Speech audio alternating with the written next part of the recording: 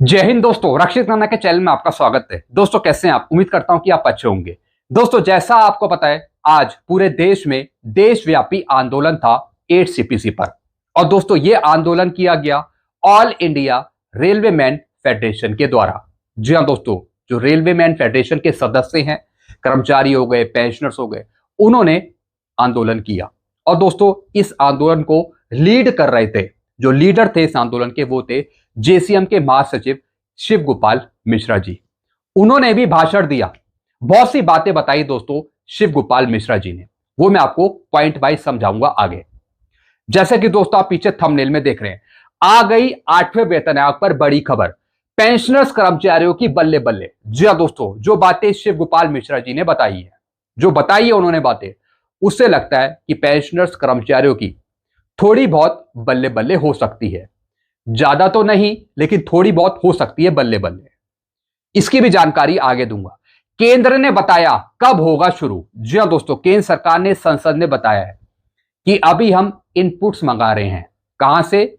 रक्षा मंत्रालय से, गृह मंत्रालय से, या फिर दूसरे राज्यों के स्टेक होल्डर से। अभी इनपुट मंगाने का काम जारी है, ऐसा सरकार ने बताया। आगे की रणनीति क्या है वो हम जानेंगे शिव गोपाल मिश्रा जी से। तो दोस्तों ये वीडियो आपके लिए बहुत बहुत इंपॉर्टेंट होने वाला है। अगर आप जानना चाहते हैं कि आज हुए आंदोलन में क्या बातें उठी 8 सीपीसी पर, सारी जानकारी मैं आपको दूंगा, पॉइंट वाइज मैं आपको समझाऊंगा। वीडियो में आगे बढ़ने से पहले एक छोटी सी अपील मैं आपसे करूंगा, और अपील है चैनल सब्सक्राइब की। देखने में आया है 34.1% ऐसे पेंशनर्स है, फैमिली पेंशनर्स हैं, जो बिना चैनल सब्सक्राइब किए ही वीडियो देख रहे हैं, जिससे क्या हो रहा है, मेरी जानकारियां उन तक सही समय पर नहीं पहुंच रही। तो मैं आपसे अपील करता हूं कि अगर आप पहली बार मेरे चैनल पे विजिट करते हैं या फिर वीडियो देखते हैं, तो सबसे पहले दोस्तों आप चैनल को सब्सक्राइब कर लीजिए, ताकि मेरी जानकारियां, एडवांस जानकारियां, सही जानकारियां आपको प्रॉपर मिल पाए। चैनल का नाम है रक्षित खन्ना। चैनल सब्सक्राइब करने के या फिर वीडियो देखने के आपको एक भी पैसे नहीं देने, फ्री में आप वीडियो देखें, फ्री में आप जानकारी प्राप्त करें। और दोस्तों एक छोटी सी अपील एक और है, जिन पेंशनर्स ने चैनल को सब्सक्राइब किया है उसका परसेंटेज है 65.9%। तो मैं आपसे अपील कर रहा हूं कि इस परसेंटेज को 100% तक पहुंचाइए चैनल को सब्सक्राइब करके, क्योंकि इस चैनल के माध्यम से, वीडियो के माध्यम से आपको सटीक ऑथेंटिक जानकारियां ही दी जाएंगी। तो सबसे पहले चैनल को सब्सक्राइब कर लीजिए। चलते हैं दोस्तों, अब जानकारियों में आगे बढ़ते हैं। जी हाँ दोस्तों कुछ मैं आपको तस्वीर दिखा रहा हूं जो आज आंदोलन हुआ। ये है दोस्तों Shiv Gopal Mishra ji, universal boss. Universal boss इनको इसलिए बोला जाता है क्योंकि ये सरकारी कर्मचारियों की मांगे, पेंशनर्स की मांगे ऊंचे लेवल पे सरकार तक रखते हैं, मीटिंग भी लगातार करते रहते हैं, और दोस्तों कुछ ना कुछ मांगे सरकार इनकी मान लेती है, इसलिए इन्हें यूनिवर्सल बॉस माना है। अब दोस्तों यहां पे देखिए, ये आज के आंदोलन की तस्वीरें हैं। शहीदी दिवस कार्यक्रम में, जैसा आपको पता है आज शहीद दिवस भी है, तो इस उपलक्ष्य पर यह आंदोलन किया गया 8 सीपीसी पर।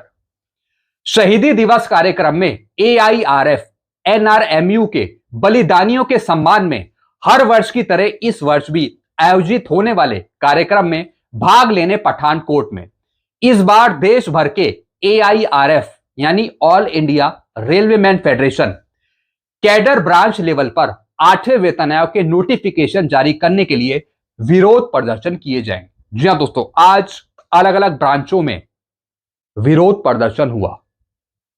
सरकार को बताया कि हम ये आंदोलन क्यों कर रहे हैं, हमारी क्या मांग है। हमारी मांग है 8 सीपीसी जल्द से जल्द लागू किया जाए। अब दोस्तों इसी बीच शिव गोपाल मिश्रा जी ने भाषण भी दिया 8 सीपीसी पर। क्या बताया उन्होंने, यह मैं आपको समझाता हूं पॉइंट वाइज। आज 8 सीपीसी पर देशव्यापी आंदोलन हुआ। जेसीएम के महासचिव शिव गोपाल मिश्रा जी ने कुछ महत्वपूर्ण बातें कही।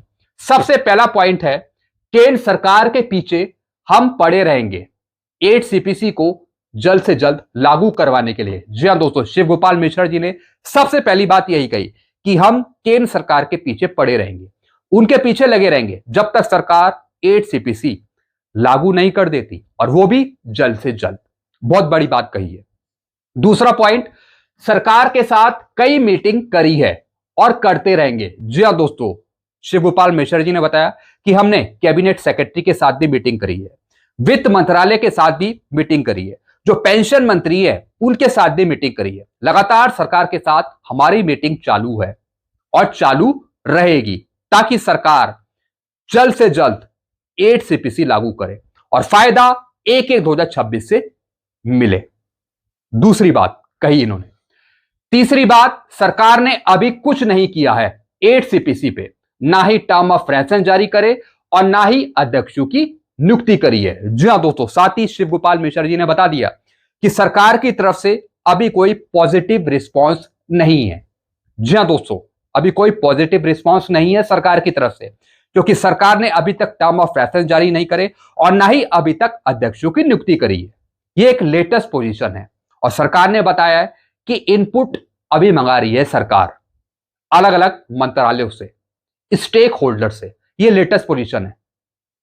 फिर अगला पॉइंट है, हमने 8 सीपीसी के टर्म ऑफ रेफरेंस दे दिए, सरकार को पे कमीशन बिठाना है और दिए गए सुझावों पर काम करना है, जैसे कि फिटनेस फैक्टर, फैमिली यूनिट ज्यादा हो, इस बात पर जोर दिया जा रहा है। जी हां दोस्तों, शिव गोपाल मिश्रा जी ने बताया कि हमने टर्म ऑफ रेफरेंस दे दी है, जिसमें शिव गोपाल मिश्रा जी ने कहा है कि पे लेवल को मर्ज कर दिया जाए, साथ ही साथ जो फिटमेंट फैक्टर है वो जरूरतों के आधार पे सेट किया जाए, जो कर्मचारियों की या फिर पेंशनर्स की जरूरत है उसके आधार पे फिटमेंट फैक्टर हो।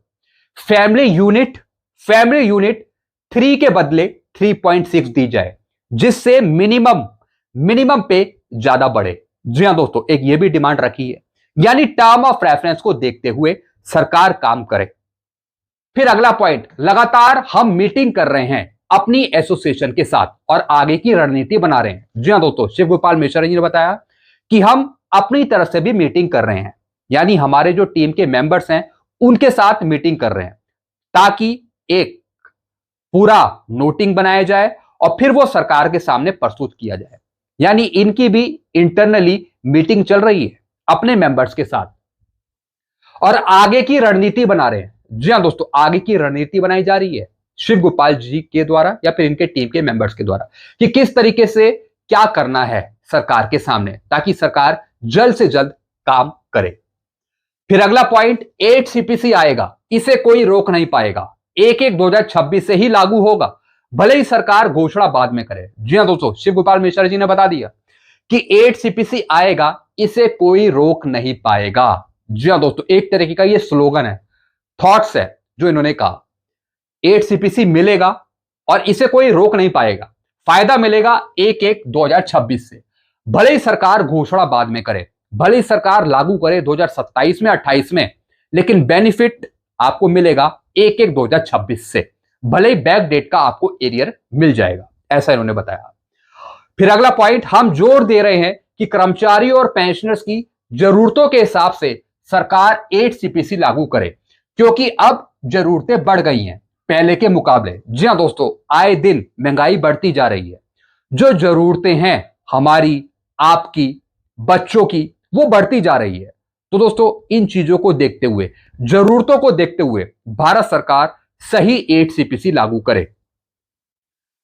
फिर क्या लिखा है अगला पॉइंट, अगर सरकार कुछ नहीं करती कुछ महीनों में, तो हम एक और बड़ा आंदोलन करेंगे। जैसा मैंने आपको बताया कि जो ऑल इंडिया रेलवेमैन फेडरेशन के सदस्य हैं या फिर शिव गोपाल मिश्रा जी हैं, उन्होंने कह दिया कि एक और हम आगे बड़ा आंदोलन करेंगे अगर सरकार टर्म ऑफ रेफरेंस जल्द जारी नहीं करती या फिर अध्यक्षों की नियुक्ति नहीं करती, ऐसा इन्होंने कह दिया।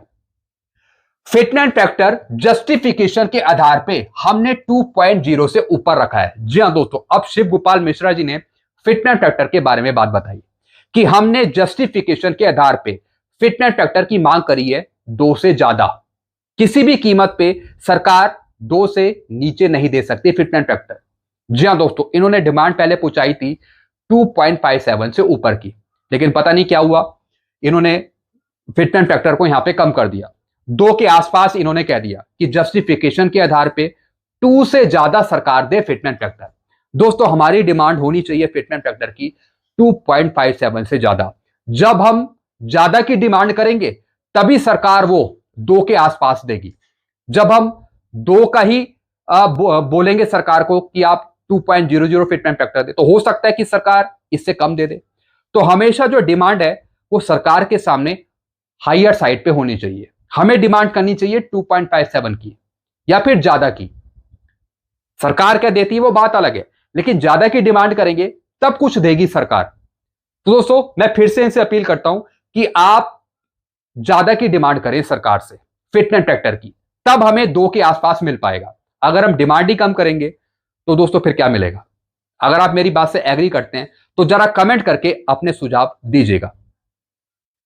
2.86 3.00 का कोई आधार नहीं है, जैसे कि सोशल मीडिया पर बताया जा रहा था। जी हां दोस्तों, सोशल मीडिया पर तो बताया जा रहा था कि 2.86 मिलेगा, 3 मिलेगा, लेकिन इन्होंने बताया कि उसका कोई आधार नहीं है, जस्टिफिकेशन नहीं है। जस्टिफिकेशन के आधार पर यह कह रहे हैं कि सरकार 2.00 से ऊपर दे, लेकिन मैं चाहता हूं कि 2.57 2.86 के पास डिमांड होनी चाहिए। इतनी तो डिमांड करें, भले ही सरकार उसे कम कर दे, लेकिन ज्यादा डिमांड होनी चाहिए। रीजनल फिटमेंट फैक्टर सरकार को देना होगा। जी हां दोस्तों, रीजनल फिटमेंट फैक्टर का मतलब है जस्टिफिकेशन के आधार पे। जी हां दोस्तों, जस्टिफिकेशन के आधार पे सरकार को फिटमेंट फैक्टर देना होगा। डीएडीआर के रेट के हिसाब से फिटमेंट फैक्टर बहुत कम बन रहा है, 1.92 1.94। डीएडीआर के रेट के हिसाब से अगर हम 1/1/2026 से देखें तो दोस्तों डीएडीआर का रेट भी इफेक्ट डालेगा फिटमेंट फैक्टर पे। फिर लास्ट पॉइंट है, हमने जस्टिफाइड तरीके से फिटमेंट फैक्टर और फैमिली यूनिट बढ़ाने के सुझाव दिए हैं। जी हां दोस्तों, फैमिली यूनिट तो इन्होंने कही है कि 3 के बदले 3.6 दी जाए फैमिली यूनिट, जिससे मिनिमम पे ज्यादा बने। और फिटमेंट फैक्टर इन्होंने बताया कि 2 से ऊपर दिया जाना चाहिए, 2 से ऊपर। बिल्कुल दोस्तों, अगर 2.57 सरकार नहीं दे सकती, 2.86 नहीं दे सकती या फिर 2.50 नहीं दे सकती, तो कम से कम 2.40 के आसपास दे सकती है, यानी 2 से ज्यादा तो मिले ही 8 सीपीसी में। बाकी दोस्तों आपके अपने विचार क्या हैं, आपके अपने सुझाव क्या हैं, जरा कमेंट करके आप जरूर बताइएगा।